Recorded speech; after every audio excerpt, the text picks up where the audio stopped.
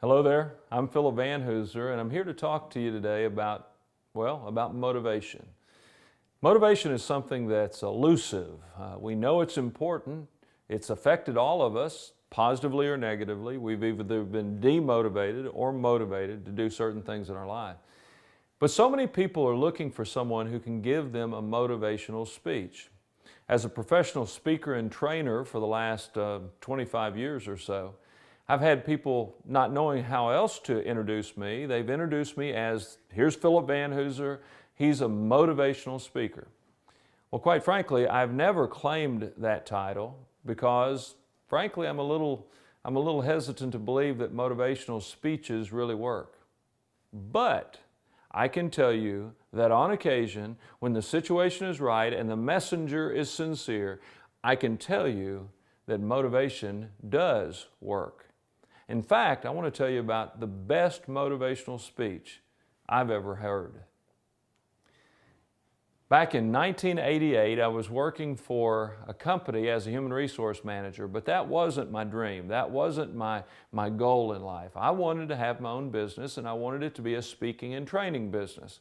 But I didn't know how to transition from a good, solid, secure job to something that I could envision but had not, in fact, made happen.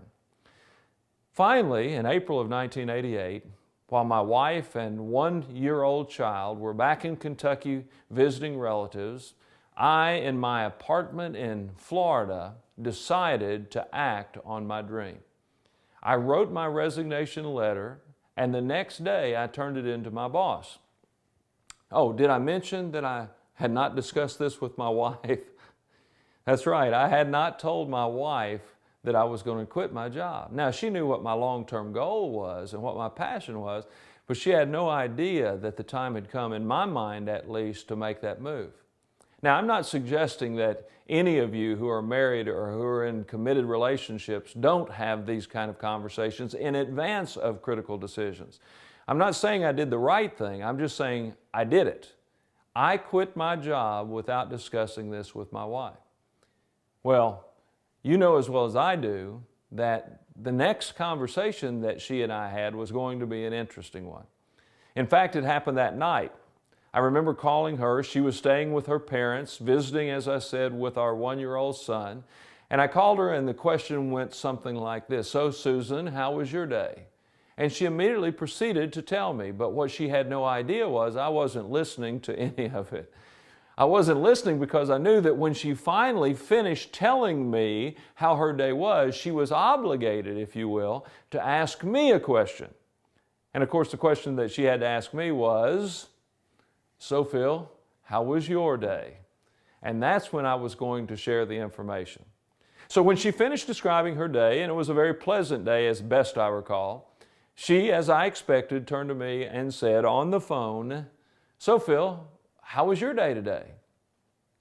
My response was to the point. I said, "Susan, I quit my job."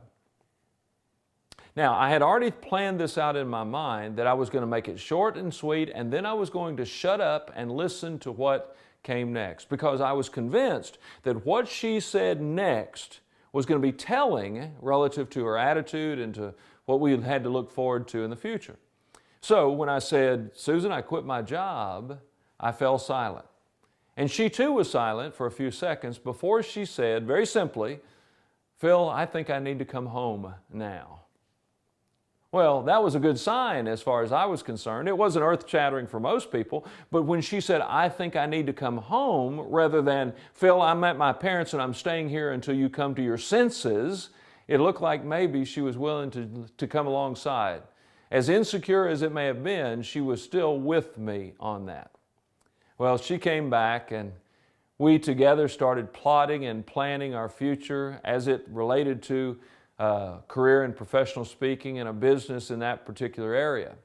And now 25 plus years later, things have gone very well, and we're happy that we can look back on that time and laugh.